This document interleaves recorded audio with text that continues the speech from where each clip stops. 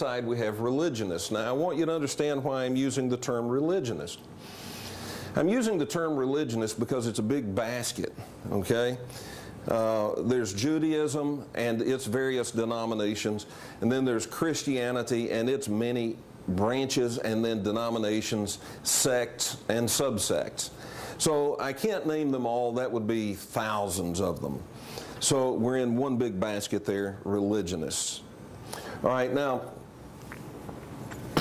in this debate over origins, those who think themselves to be scientists or scientific say that they are going to look at evidence through the lens of the scientific method. The religionists look at it through the lens of some documentary evidence. And the documentary evidence is this. It's in the book of Genesis, okay? The very first book. All right?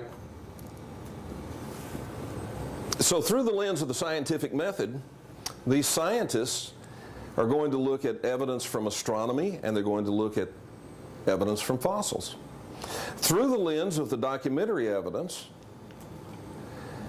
the religionists are going to look at evidence from astronomy and evidence from fossils. So we've got both groups looking at the same sets of evidence through different lenses. Those who look at astronomy through the scientific method look at it and say, well, we've come to the conclusion that it all started with the Big Bang. And they talk about the Big Bang theory. Now, not all of them, but that's the majority opinion. And when they look at the fossil evidence, they say it appears to us that the fossils tell us that evolution is what has taken place. There's been a great many billions of years of mutations, natural selection, and then further mutations and natural selection until we got to where we are.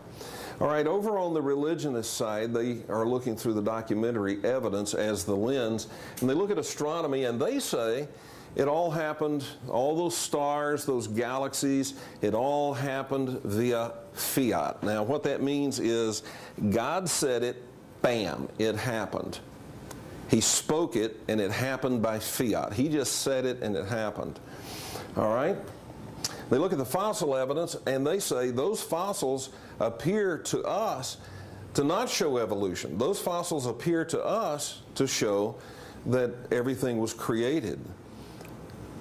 All right, so they're looking at the same sets of evidence through different lenses, and they come to very, very different conclusions. The bottom line for the scientists, or the scientific-minded, is they say, we have come to a conclusion based on forensic evidence. Over here, the religionists say they have come to their conclusion primarily based on faith. Now, I have to tell you, what I'm about to say doesn't in any way indicate which side is more accurate. But one side here is a little bit less deceptive, and that is the religionist, because they have no problem admitting that theirs is a belief. They say it is. It's a belief.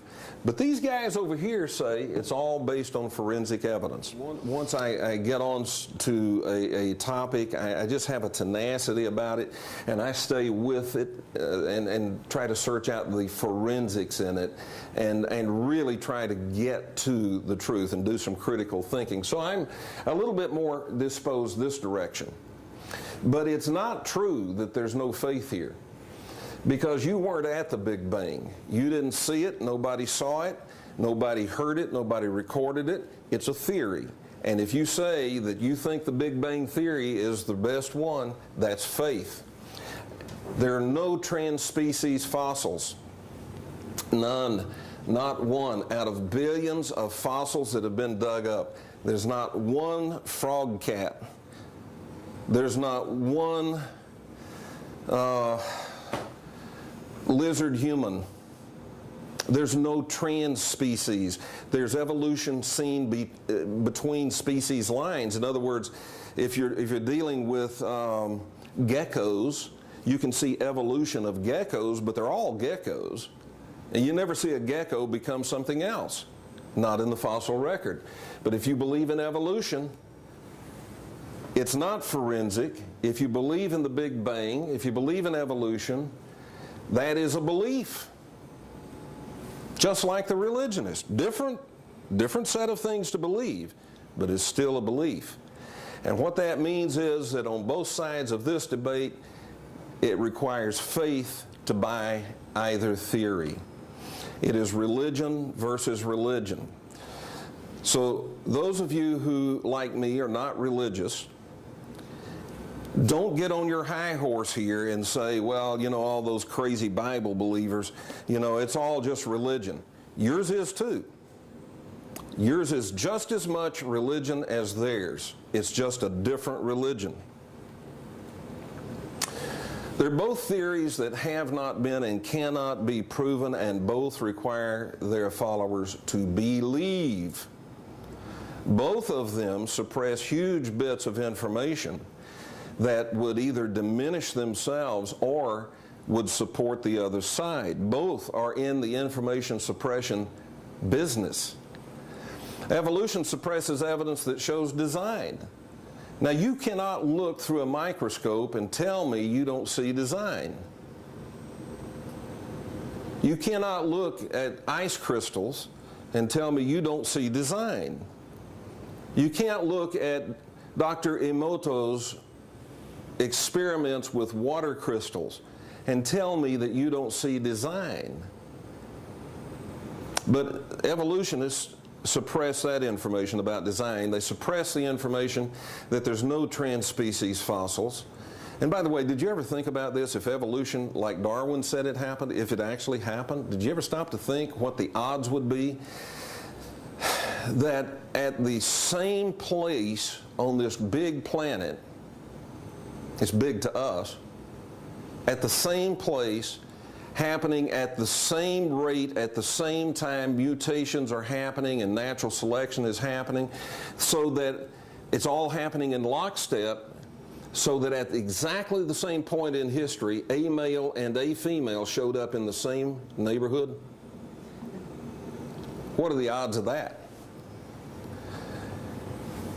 Evolution also suppresses any information that would indicate that there has been some genetic engineering for us to be in existence.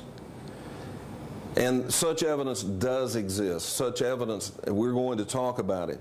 That evidence does exist.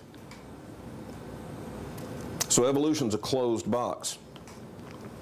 Religionists suppress evidence that shows an ancient earth. They say that the earth was created with the appearance of age. I've heard that, I don't know how many years. It was created with the appearance of age. But the earth it doesn't just appear to be old, the earth is old. It's 4.5 billion years old, and they suppress that evidence. How about this one? They suppress multiple species of man.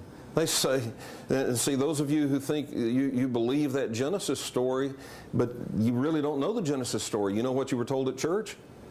You think Adam and Eve were the first man and the first woman, there was only one human race. Well, that isn't what Genesis says, and that isn't what science says.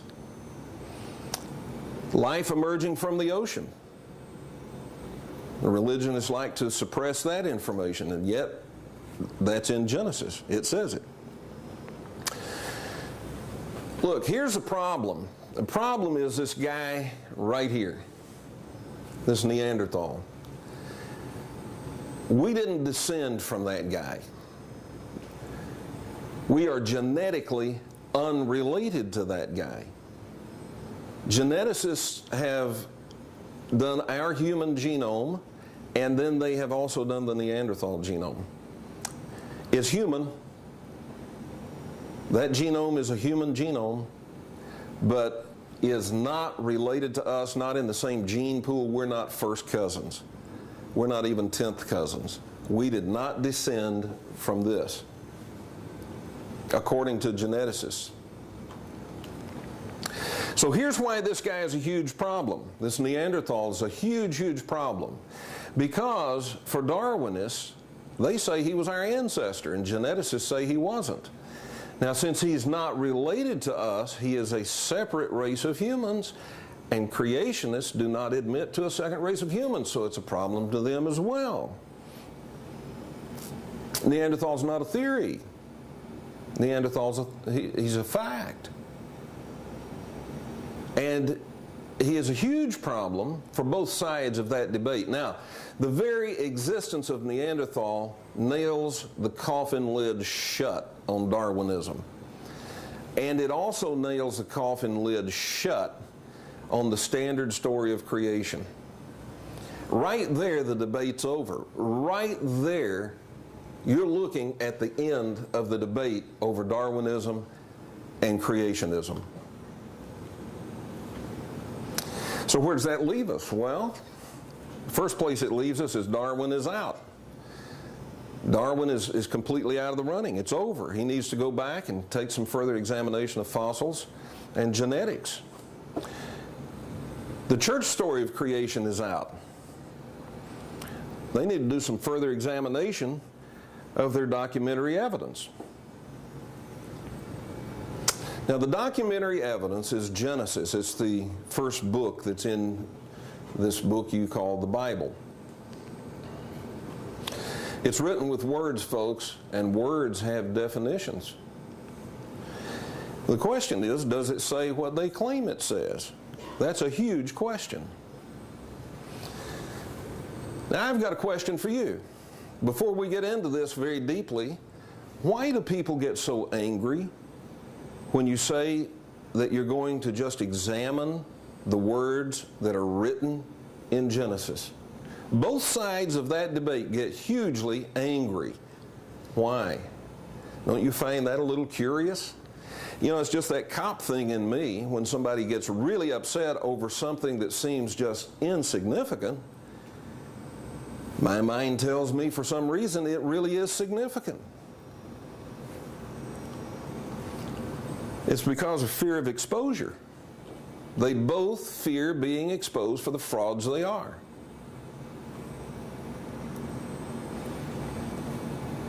Darwin, for instance, if your theory was a reaction to a story they said was told in Genesis, and you find out that Genesis really says something else, and you find that it actually answers questions that your theory failed to answer, and in some cases even failed to ask, and you find that its answers match modern scientific